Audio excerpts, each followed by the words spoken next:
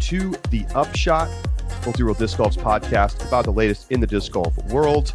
I'm the editor, Charlie Eisenhood. Joining me, as always, is Josh Mansfield. And I wake up this morning, Bitcoin crash trending on Twitter. Ricky, I hope you're going to wait a little bit and get that $250K on the dip. You got to buy the dip, my friend. I hope you didn't get paid earlier this week as the cryptocurrency dropped about 15% overnight. Could you imagine just walking into work, same first week, like you start on Monday and then it comes around on Thursday and your boss is like, by the way, your signing bonus is now 15% smaller than it was on Monday. That would suck so bad. I feel like you just have to accept that it comes with the territory if you're going to take it in Bitcoin. Yeah, I think you're right. I mean, you could argue, one could argue that if you take it in cash and, you're not going to deploy it into investments immediately, that you're, paying the more silent inflation tax. True. So, anyway, I just thought that was funny. I wake up after all this Ricky news and it's hashtag Bitcoin crash trending on Twitter. All right. Well, we got a fun show for you today. We got a bunch of news to get to. We're going to go inside the circle. I've got some great over-unders for you, Josh. We will get to those a little bit later in the show. First and foremost, big news coming out today, this morning. Chris Dickerson announcing on social media that he is leaving Prodigy. He's leaving his contract 2 years early. This trend continues, and there had been some rumors, Josh, about Dickerson, and now it's confirmed that he's leaving. We don't know where he's going yet, but there it is. Are you surprised by this? Obviously, Dickerson has been one of the biggest faces at Prodigy for a few years now, and really was their star MPO player before Kevin Jones came onto the team 3 years ago. Yeah, this one's pretty surprising to me. I know there had been rumors of Dickerson leaving, but none of them felt quite like the all but confirmed Ricky rumors. We knew a lot about some of the other ones that were coming up. I feel like the Dickerson as well as the Katrina Allen moves were both kept a little bit more under wraps, which makes me feel like it was also less expected on Prodigy's end. Prodigy can't be happy. The face of their company on both sides are walking out now. And as much effort as they're making to create Kevin Jones as the new face of Prodigy, signing the big extension and, putting that all over their social media, I don't think it's been quite as successful as it's going to need to be in order to try and kind of temper the flames a little bit of what's going on over at Prodigy with these players leaving. I think that this is a bigger hit to Prodigy than the Kona Ricky leaving Innova. Wow, interesting. I mean, expand on that idea. Sure. I mean, I think I understand why you say that, but yeah, Ricky's the number one player in the world. So why do you think this is worse for Prodigy? Because I think that we've talked about the way Ricky is marketed at Innova and that it isn't as successful, but we've also talked about who's left at Innova. You still have Calvin Heimberg, who not number one player in the world, but top 4 player in the world. And then you have Nate Sexton, who is still a marketing guy and brings the kind of attention and publicity and sales to Innova that they're looking for out of a sponsored player. And let's not forget, he's outperformed many of the other players we are talking about at major championships over the last few years. He was 3rd and 5th this year at the majors. Okay, so Nate Sexton doesn't tour as much, but he's still a formidable professional player. Yes, without a doubt. And then on the FPO side, I know it looks, with Kona leaving, it's like, oh my gosh, like that's a really important name. But they still have 2 of arguably, could on any given week could be number 1 and 2 at any tournament in the European women who are going to be back this year. And so you didn't see a lot of them last year. It's hard to keep them in the public debate, in the public, consciousness, but that's coming back in this year. And so I think we're very quickly going to realize that Innova is going to be doing great this year. you're not going to see Prodigy on FPO cards anymore. Unless they sign Haley King. Unless they sign Haley King. And that's the one caveat I guess I should give, is that if Prodigy signs some big names, or just even a big name in Haley King, I think that kind of settles it down a little bit. But right now, you're not going to see Prodigy on FPO. MPO, Kevin Jones, consistent, but needs to get some wins. And then you got Rookie of the Year Gannon Burr. And then, I mean, I'd have to go look to try and refresh my memory, but at least in the top 10, that Prodigy's Dickerson's out, and he's the face. I think the thing is, you can do just fine with one anchor player. Like, if you have somebody who's the caliber of Kevin Jones, do you need to also have someone who's the caliber of Chris Dickerson? I mean, I think Dickerson, because of particularly his 2020 performance, has the edge as like the performance side a little bit higher than Kevin Jones, because he won the USDGC and, he had that tremendous 2020 season. But they're in a very similar tier, right? They're just below tier 1.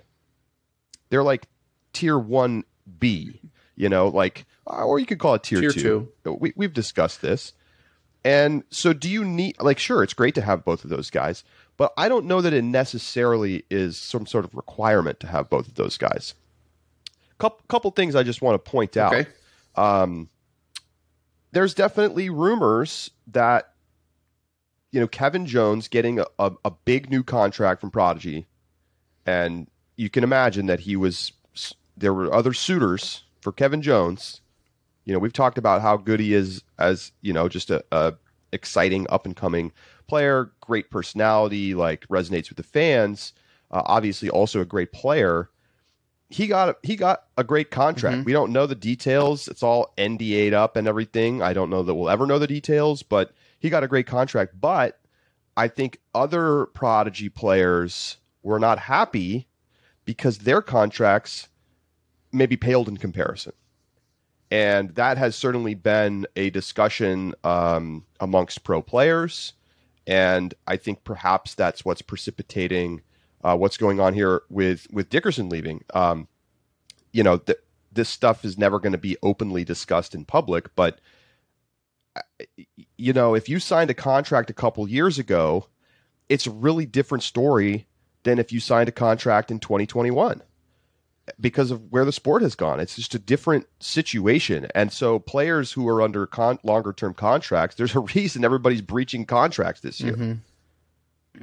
And it's because it's so incredibly advantageous to get a new deal now, when it's like when, the NBA got its gigantic new TV deal and they have suddenly the salary cap goes up massively.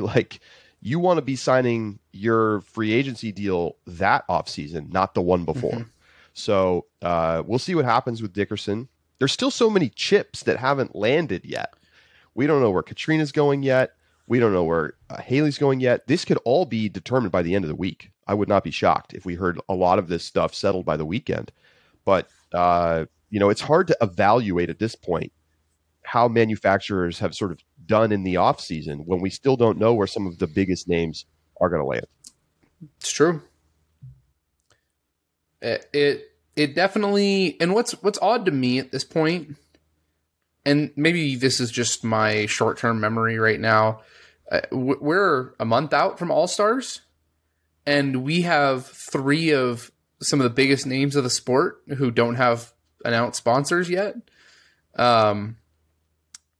It feels like it's, I don't know. It feels like this is kind of, I guess we're only on the 6th of January, so much news happened on New Year's Eve and on New Year's Day that this now feels late, but we're not even a week removed from New Year's. So, but it is, I mean, some of these deals are surely done, mm-hmm. but others may still be in discussion or haven't been signed yet. Yeah.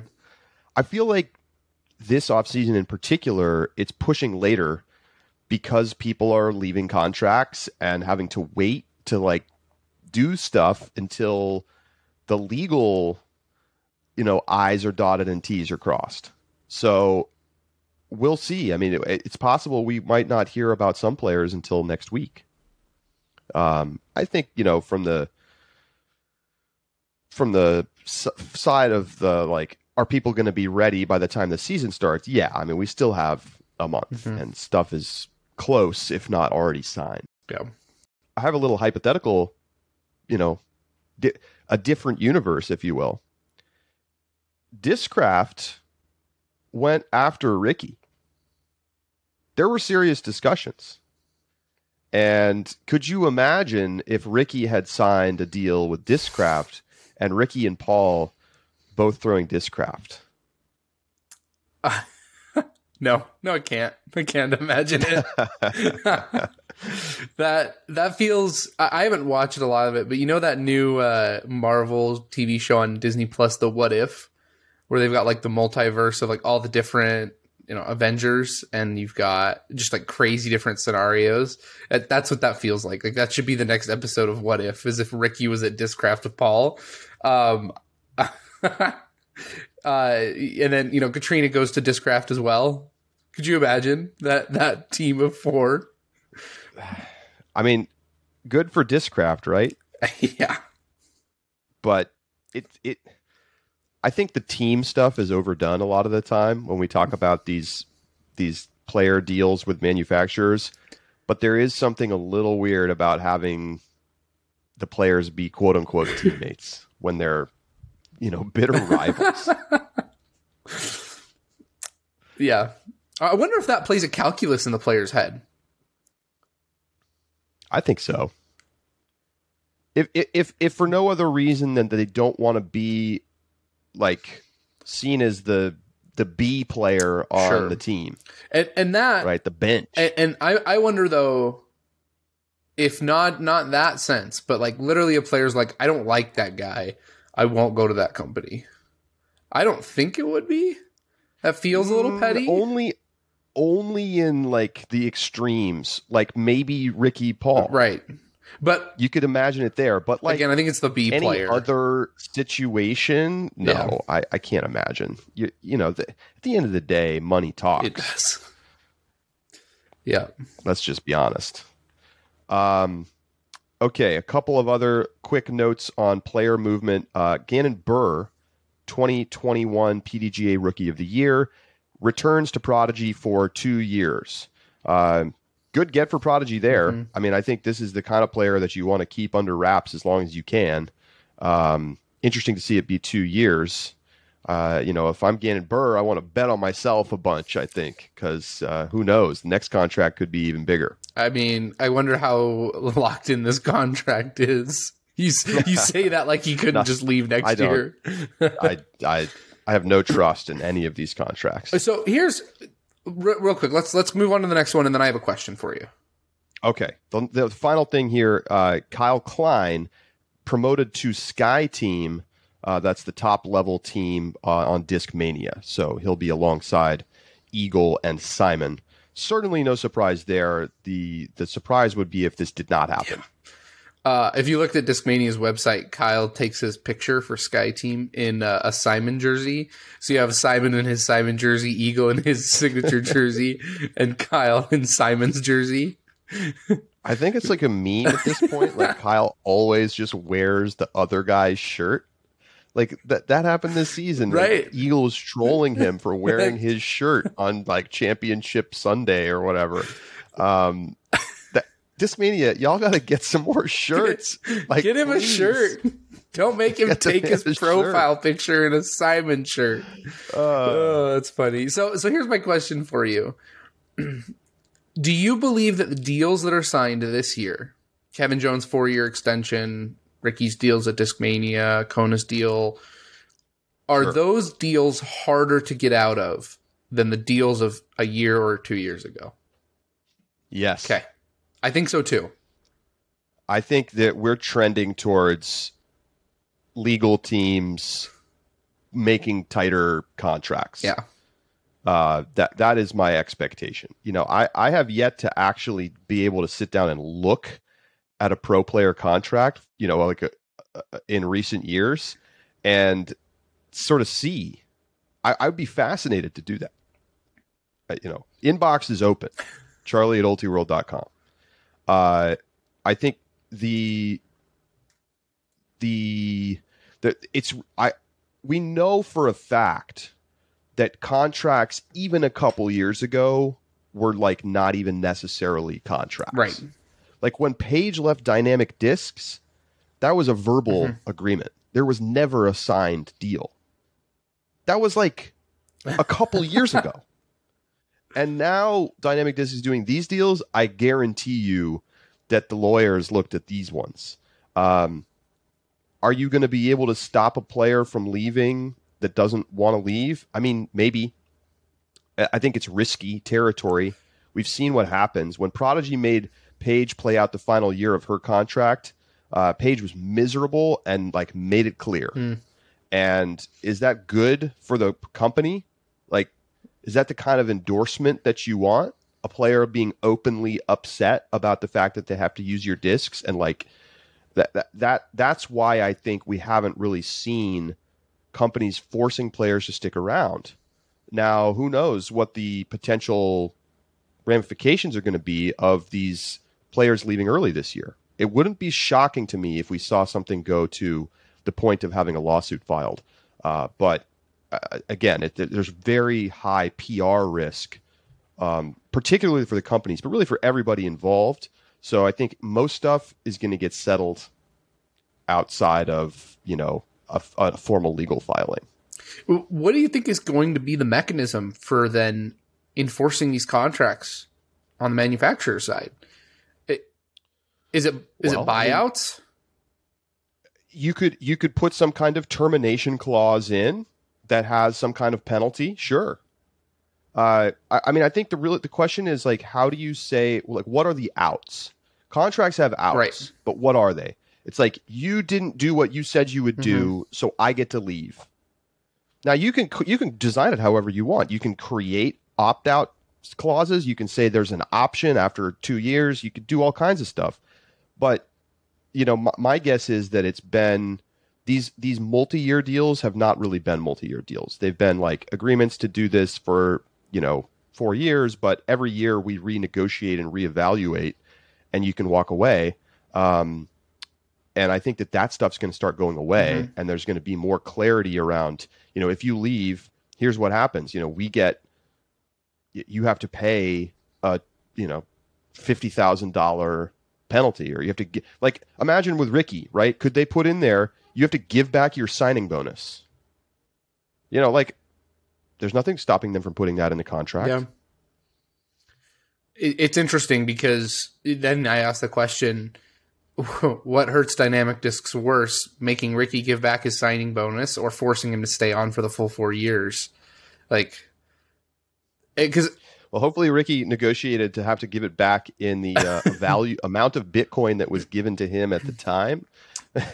So when hashtag Bitcoin crash happens, he can be like, yeah, you can have it back. Yeah, what happened if it doesn't, though? What happened if that Bitcoin was worth like 10 times? Yeah. It goes to 100,000? Yeah, no. I don't. But yeah, it's interesting. It is. Okay, let's move on. Something we haven't really discussed yet that, of course, we're going to talk about more leading up to the season.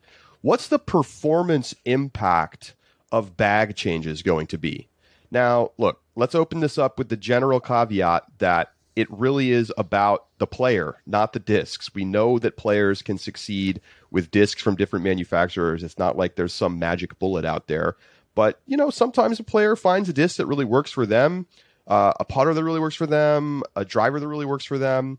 And there's also typically some kind of adjustment period as a player gets used to their new plastic. So I want to talk about who's going to adjust the best and who's going to struggle to adjust, Josh. So let's start with who's going to adjust the best. Who do you think is going to step up with new plastic this year and be ready to roll? Ricky. It's because he's been throwing the plastic. Yeah, I mean, he won his world titles with this plastic. He's back to the daggers and the harps. I think he put on social media, or I saw a post on social media from someone about, Ricky won 2 world championships with the dagger and none with the KC Pro AVR. So, this has been a large talk of this already. We all kind of saw it coming. Yeah, I think Ricky is going to do the best. I would be shocked if he probably doesn't even pull out old discs that he has from Dynamic and Trilogy that go back in the bag, or at least get played with as he's kind of warming back up to the bag. So, in my opinion, I think Ricky is number one. I think I'm gonna say that Kona actually also adjusts well. Okay. The reason is like the glaring deficiency in the game is putting, and it's not like she's really figured it out. So now she gets the scene change and like get new putters to work with. How can it do anything but be helpful? It can't like get a lot worse. So you can only go up from there. I think that makes it easier. Now, of course, there's going to be an adjustment to get used to the plastic and driving and everything. But I think because of the nature of having to like be like, okay, reset, career reset, plastic reset, I get to like come at this with fresh eyes and start with a new putter.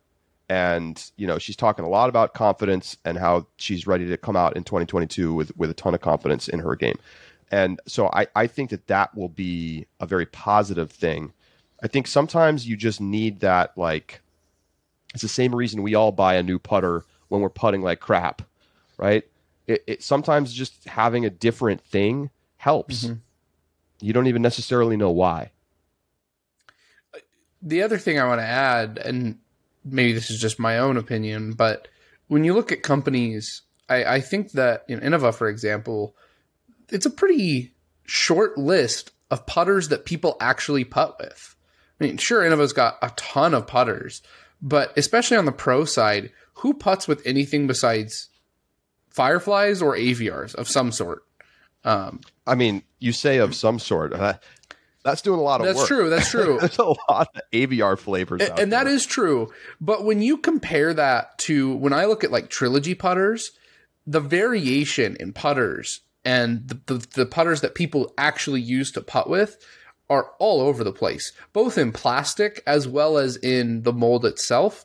I feel like Kona's got a world of options now to pick from that are discs that Innova didn't have as much in terms of, I know of discs that I've seen people putt with that I'm like, I don't think Innova has a direct correlation that's this putter.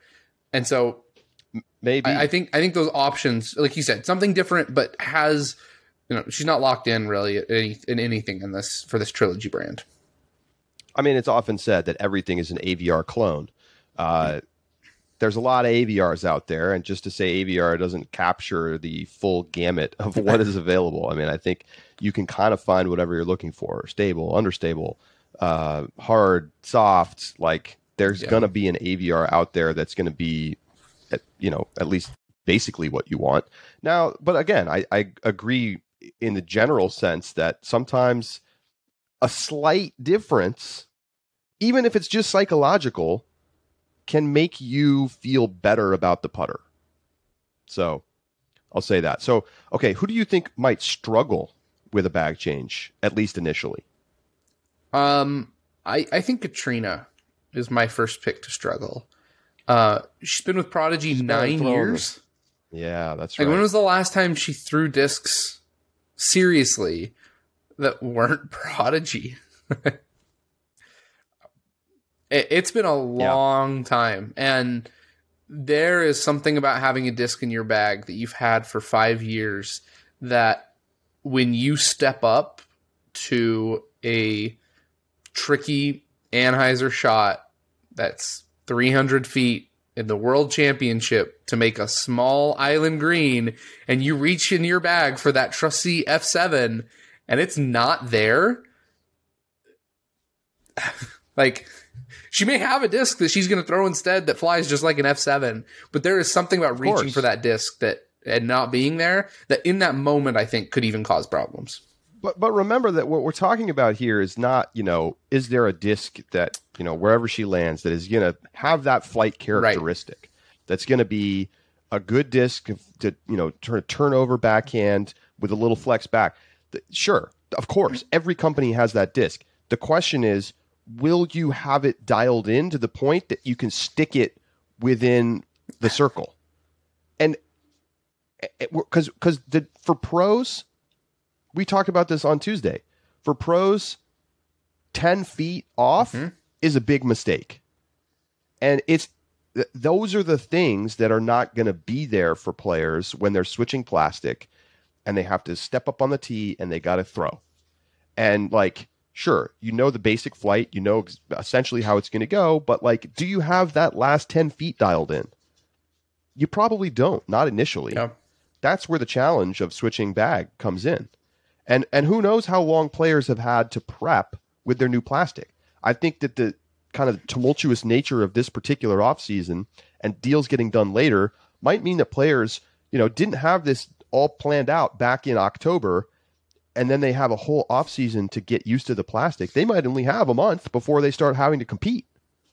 So that could make things interesting from a performance side in the initial part of the season. Again, this is not a long-term players are going to struggle thing. I mean, they're the world's best. I mean, my question for you is, how long do you consider to be that? And I guess that's what we're talking about here. But will Katrina be informed for Champions Cup? I mean, I think you could say that about any player that's switching. I think it's, you're right. I don't know. And by worlds, I don't know. I think different players also probably have different, like, natural ability to just adapt to new discs. Because I think it depends a little bit on your style. If you like to throw a lot of brand new discs and, you cycle a lot, then I think switching plastic is less of a big deal because it's just like you're used to that. But if you throw greenie and you like throw that for half your shots and you've had it in the bag for as long as people can remember, like that's more of an adjustment period. Anyway, yeah. Other people you think would struggle? I don't know that I have anybody that really snaps to mind. I think Haley King would probably be my other pick here, just because like her formative years as a player have been with Discraft, and like there's a lot of muscle memory and learning that's going on when you're still a teenager. It could be a little bit of an adjustment period to get used to new plastic. After that, I mean, this is a similar story, right? Anybody who's been with the company a long time and has thrown the same discs for a long time might have trouble adjusting. But I do think the first person that came to my mind too was Katrina, just because of that duration that she was with Prodigy. Yeah. I don't have particularly strong feelings about Dickerson one way or the other. I think Matty O seems like he's pretty excited about this plastic, and I think that helps. Like he was genuinely, he said, he's like, I want to go to Trilogy. Like that's where I want to land. So, and then went into the offseason knowing that, I think so, and that helps. And he's former Trilogy too. Right. Just like Ricky. Yeah. So Matty O probably is in pretty good shape too. That's a softer landing. Yeah. Any thoughts on Valerie Mondahano or Mason Ford? No. I think they're probably new enough in their professional career that switch isn't going to be too brutal. But I'm not as familiar. I mean, we benefit a lot from these six players of, knowing their shots and what they throw and having seen them on years of coverage. And I just don't have that same kind of in-depth background of watching years of Mondahano and Ford. And so I think they'll do fine, but I don't have any reason why they wouldn't. All right, well, we're going to take a quick break. When we come back, we're going to go inside the circle and hit you with your first over-under of 2022. We'll be right back.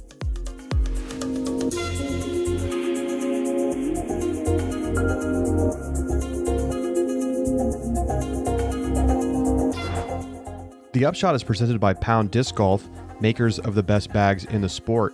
And you know what? They're about to be the makers of the best bags in a variety of other categories. Available now. Rapscallion bags, a spin-off of Pound. They make beverage carrier containers. I have one here at the house. It's awesome. It holds 6 bottles of wine, 2 big growlers, whatever you want to put in it. It's in a really nice looking case. You can take it to a dinner party. You can take it with you out to the park, wherever you're headed. Check it out, rapscallionbags.com, and keep an eye out for the Fly Pack coming to Pound very soon. A really beautifully put together travel bag. It's in the final stages of development right now. Check everything out at pounddiscgolf.com.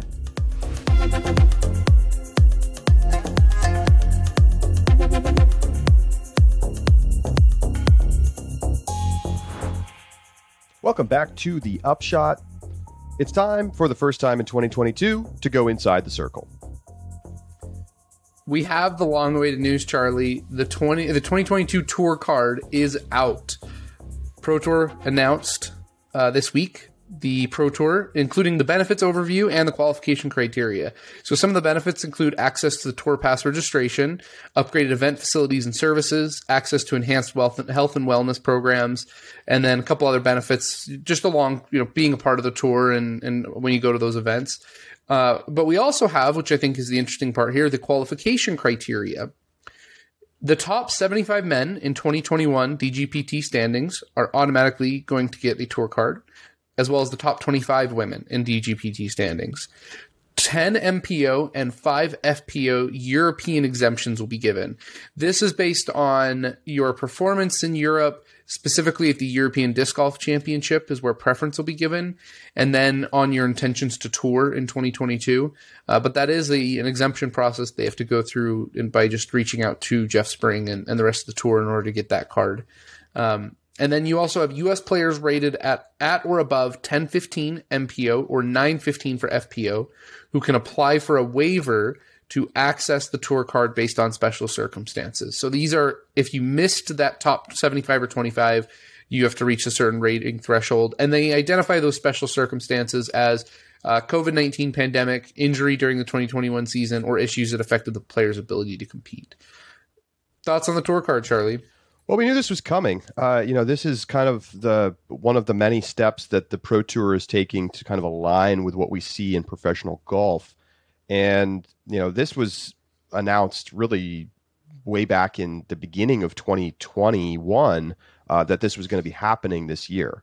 So, exactly how formal this is going to be remains to be seen. I would say that the clear thing that this does is it allows players to have pretty much guaranteed entry into tour events.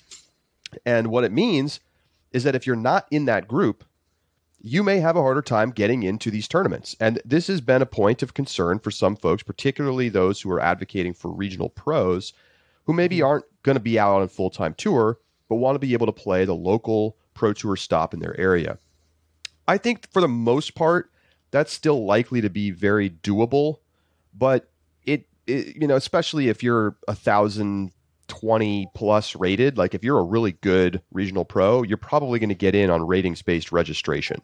Mm-hmm. But, it's not a done deal. And I think that over time, we're going to see it trend more towards tour card being the key. And, you're not just going to be able to sign up for these professional tournaments. You're going to have to qualify in via some kind of qualifying tournament or some sort of qualifying series. But, this year, I think this is more of like a tester. The big question, of course, and people will be wondering, who isn't going to get a tour card because they didn't finish top 75 or top 25? Not too many big names, Josh. I mean, who stands out to you in that group? The big one on the FPO side is Macy Valadiaz. I think she's almost certainly going to be an easy exemption. I think so too. Yeah, I'm not concerned about Macy Valadiaz being able to get that tour card. My question is, and I know that Jeff has talked about, how you get a tour card if you can't get into events now, right? The Silver Series, how do you work your way into a tour card? So my interest is like Scott Stokely coming back to tour this year. What events does he get to play and can he register for? Is based on events, ratings, registration. Is he going to be able to get into everything he wants? If not, what is his process into getting a tour card for next year? Right. That's the situation that I'm curious about right now. I agree. Because if you're not in the top 75 and you want to become a touring pro, what is the mechanism for you to do that right now? That has not been announced. No. Because it doesn't seem like, let's say I'm 950 rated, but I'm like up and coming. I'm going to be a star. I know that. And so I want to go out there and play, but I can't get into tournaments. I cannot get into Pro Tour tournaments because my rating is not high enough. How is that player given an opportunity to make that push? Is the answer Silver Series? Well, maybe, but show us how. Right. I don't think the answer should be you have to spend a year raising your rating before you then have the opportunity to even register. So there needs to be some kind of mechanism for new players to be able to get into tour, even if that happens in a single season. Like if you're a beast and you come out of nowhere and you all of a sudden pop up and, start playing great, you're Jackie Chan, then you need to have an opportunity to be able to get that tour card for next year and not be shut out by the registration, restrictions. Yeah, and that has not been announced. But the one thing I will say is I was concerned for some of our regional pros and that we see on parts of tour. Andrew Fish was the first one that came to mind. And then James Proctor. James Proctor, 54th in Pro Tour standings. Andrew Fish, 63. Both of them will get tour cards. I'm curious to see if moving forward, does the tour card become so exclusive that you have to play a full season in order to get it? Or is there still going to be the kind of room? Because, if you look at Albert Tom was able to get the tour card playing only 4 events. Right. It's not like we are at the point that it's so exclusive that you're having a difficult time getting a tour card if you are a professional level player. That's right. Is that going to change? I would assume so. Eventually, yes. Yeah. The question is how quickly does someone like Andrew Fish get pushed out if he doesn't play full tour? Yeah, it's a good question to ask. And I think, there's still that time. I think players that are that good are still going to be able to get into tournaments just fine because the rating is high. Yeah.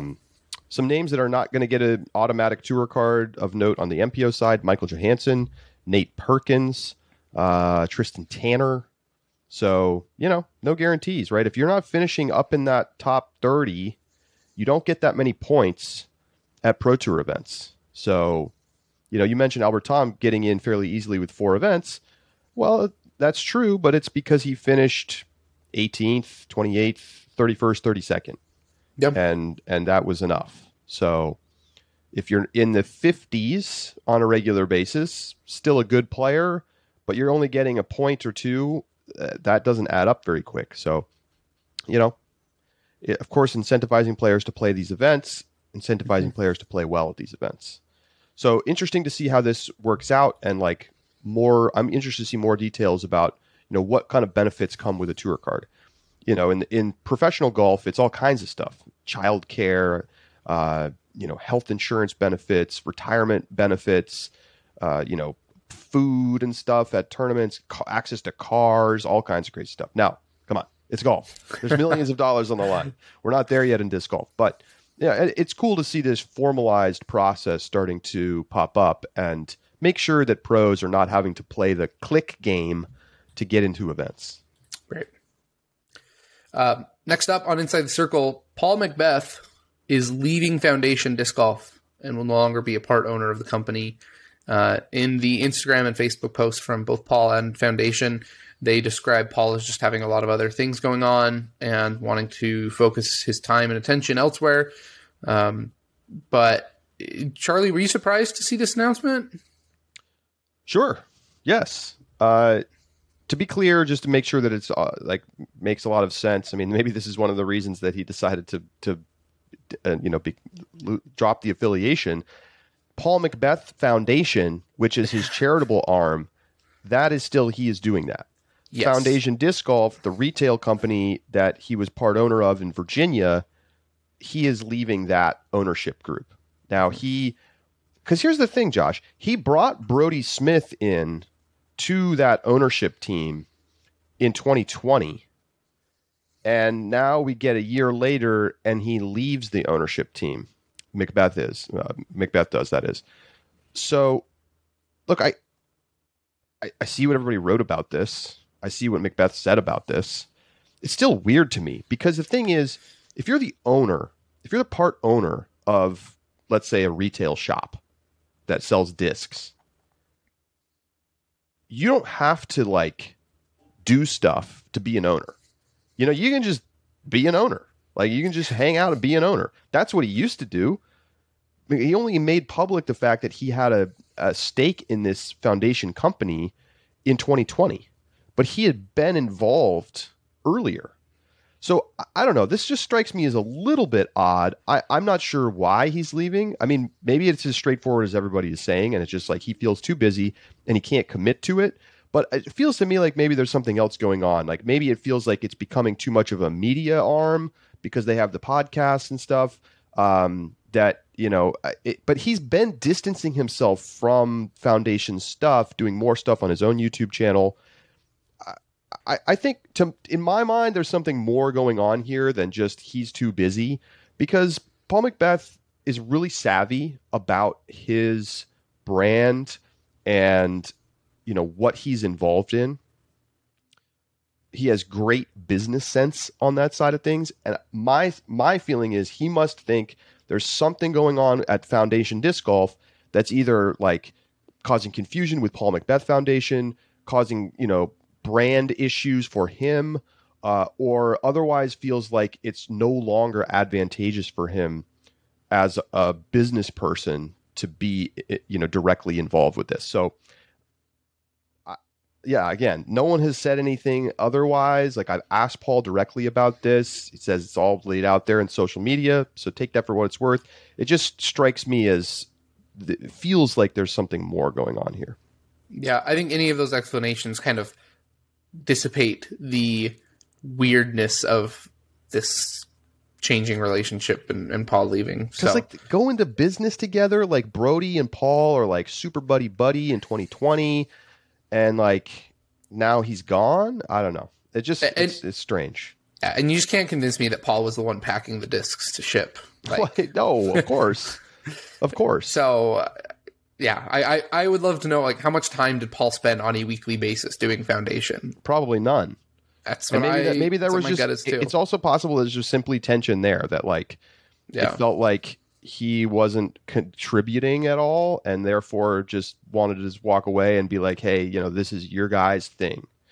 But he's a smart guy. If he felt like he had a company that was growing and doing great and that like was helping his brand, he wouldn't walk away just because he wasn't spending his own day-to-day hours on it.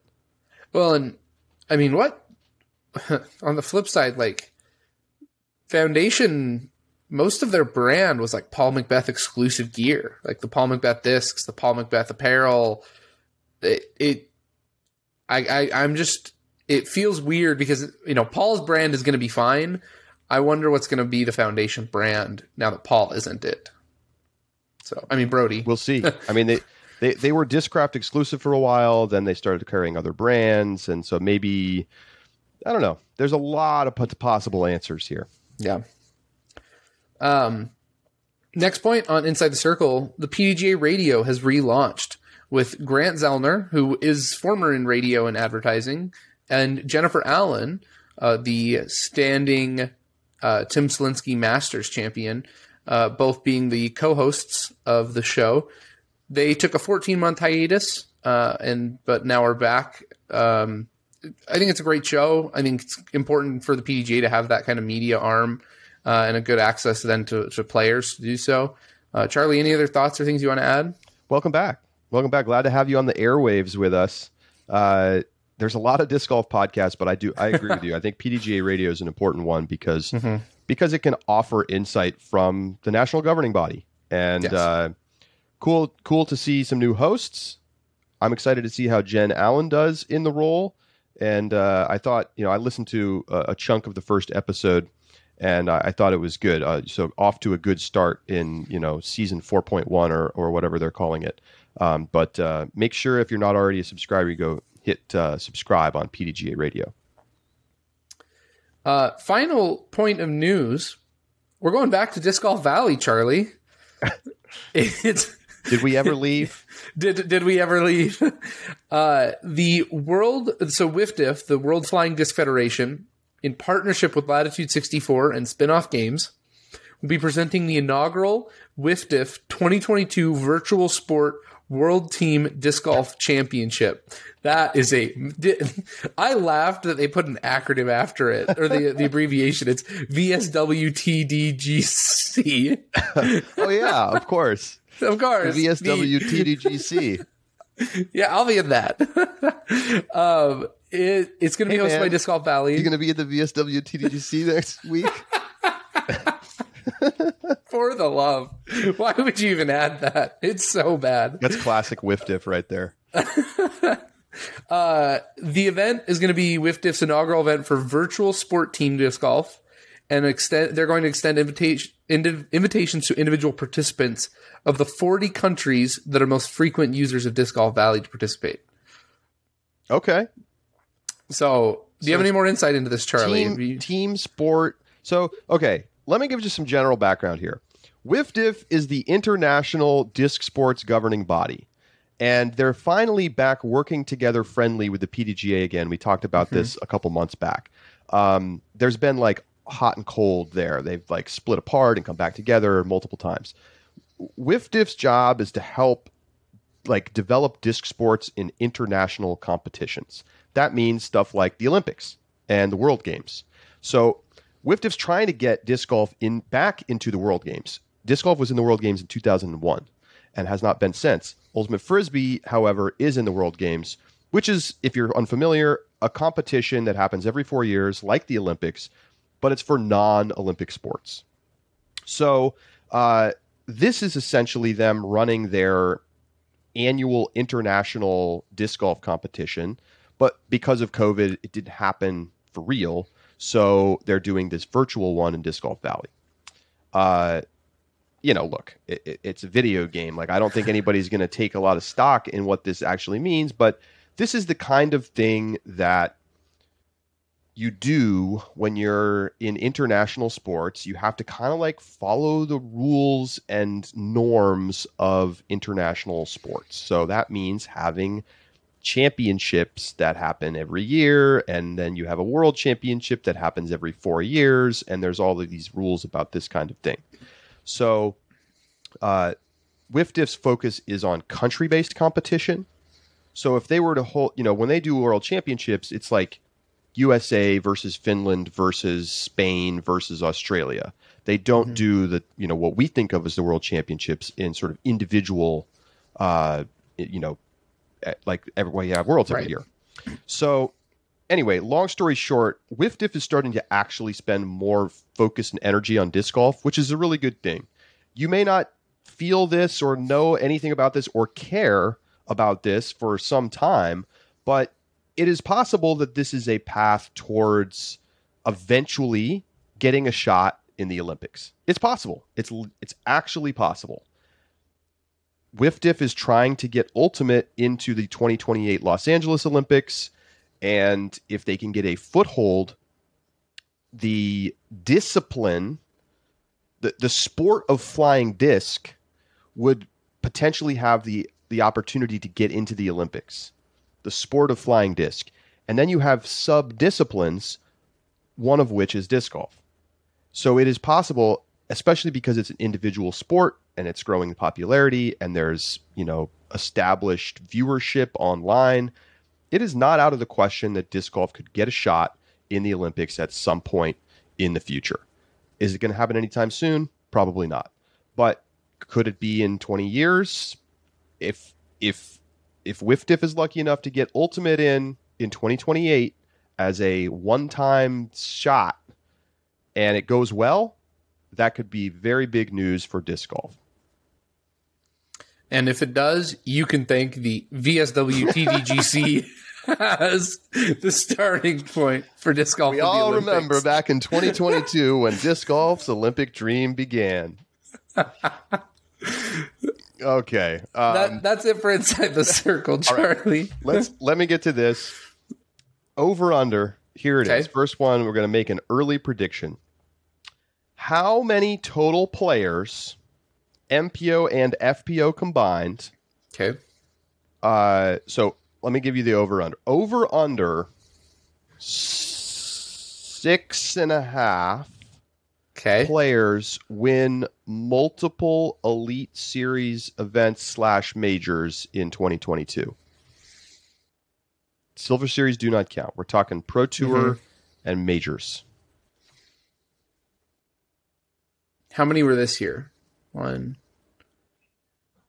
Was 6? Was 6 the number this year? Well, let's see. It was Haley and Paige, and did Katrina get a second one besides Worlds? I think so. Hold on. Maybe I'm wrong about that. Didn't she get Delaware? Yeah, maybe. Let me double check that. I admittedly did not double check. She got MVP Open. MVP, that's right. So, and then you also have Kristen. Ricky. Did she win 2 Pro Tours? Maybe she did. I know she won a Silver Series and she won a D-Glow and Preserve. Okay. So there's 4 on numbers FPO. A little too low because then you had Eagle and Paul and Ricky. And Ricky, and did Calvin get 2? Adam Hammis. Yeah, Hammis. So that's 8. Okay, my number's too low. I would like to revise it. I accept the revision. Well, let's just make, what did I said 6.5, right? Yeah. I'm going to make it 7.5. Okay. The hard part about this is that I think FPO becomes much more difficult this year to win multiple. I think it's getting more difficult every year. I'm going to take the over. Over 7.5. Yeah, over 7.5. Okay. Yeah. Great. There it is. Yeah. Okay. All right. Well, that is going to do it for this week's show. Make sure you check out our subscriber bonus segment. It's a good one. It came out on Wednesday, as usual. And we talk about player value and, are players properly paid, underpaid, overpaid?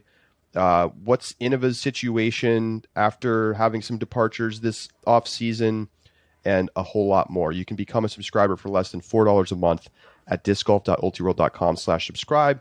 And guess what? You get access to the Ultiworld Disc Golf Discord, which just is getting better all the time. It's so much fun. It's a great place for conversation about disc golf.